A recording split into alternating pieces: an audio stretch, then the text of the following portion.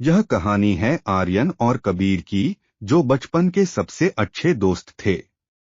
आर्यन एक समृद्ध व्यापारी का बेटा था, जबकि कबीर एक गरीब किसान का बेटा।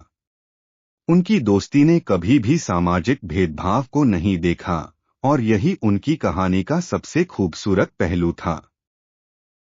आर्यन और कबीर एक ही गांव में बड़े हुए। दोनों की उम्र में कुछ ही महीने का फर्क था, और यही कारण था कि वे हमेशा एक दूसरे के साथ रहते थे।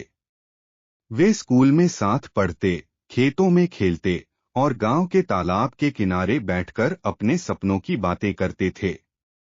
आर्यन ने कभी अपनी संपत्ति को अपने दोस्त पर थोपने की कोशिश नहीं की, और कबीर ने कभी आर्यन की दौलत को देखकर ईर्ष्या नहीं की। एक दिन जब दोनों बच्चे एक पेड़ के नीचे बैठकर अपनी पढ़ाई कर रहे थे, आर्यन ने कबीर से कहा, तू बड़ा होकर क्या करेगा? कबीर ने मुस्कुराते हुए कहा, मैं अपने पिता की तरह किसान बनना चाहता हूँ और अपने खेतों को समृद्ध बनाना चाहता हूँ। आर्यन ने कहा, मैं एक बड़ा व्यापारी बनूंगा और अपने गांव को समृद्ध करूंगा। यह सुनकर कबीर ने कहा, फिर हम मिलकर अपने गांव को सबसे अच्छा बनाएंगे। कुछ साल बाद आर्यन के पिता ने उसे एक बड़े व्यापार के लिए शहर भेजने का फैसला किया। आर्यन शहर जाकर अपने व्यवसाय में जुट गया, जबकि कबीर अपने खेतों में मेहनत करने लगा। शहर की चकाचौंध में आर्यन ने कई सफलताएं पाईं, लेकिन उसकी दोस्ती की याद हमेशा उसके साथ रही।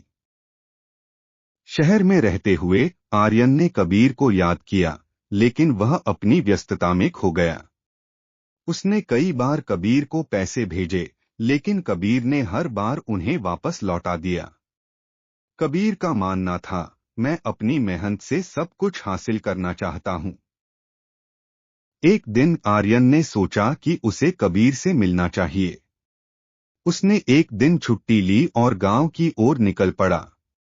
जब वह गांव पहुंचा, तो उसने देखा कि कबीर का खेत सूखा पड़ा है।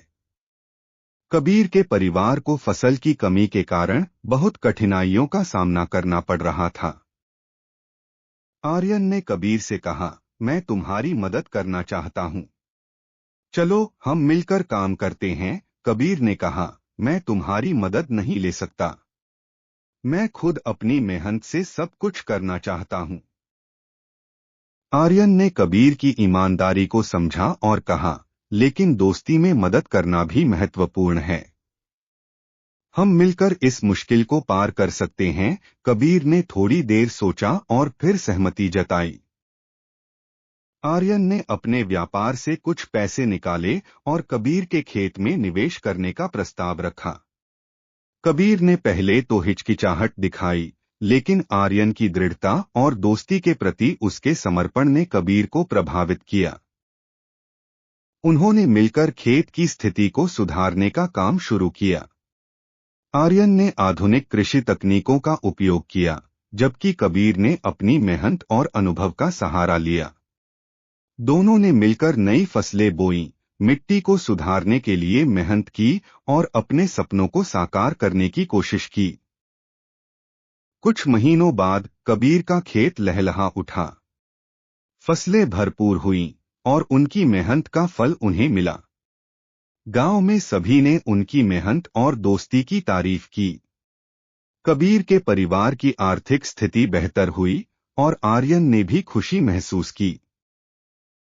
इस सफलता ने उनकी दोस्ती को एक नई ऊंचाई पर पहुंचा दिया।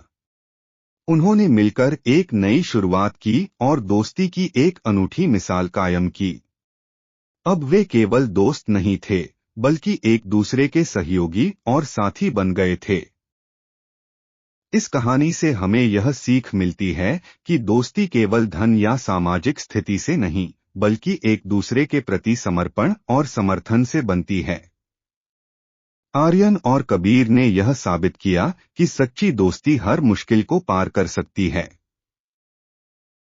उनकी मित्रता ने सभी भेदभाव को तोड़कर एक नया उदाहरण पेश किया। आखिरकार दोस्ती वही होती है जो हमें हर परिस्थिति में एक दूसरे का साथ देती है। उनकी कहानी ने हमें सिखाया कि जब हम एक दूसरे के साथ होते हैं तो कोई भी कठिनाई हमें रोक नहीं सकती।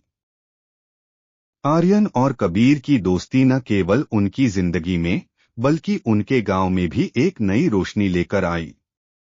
उनकी कहानी आज भी लोगों के दिलों में एक प्रेरणा बनकर जीवित है।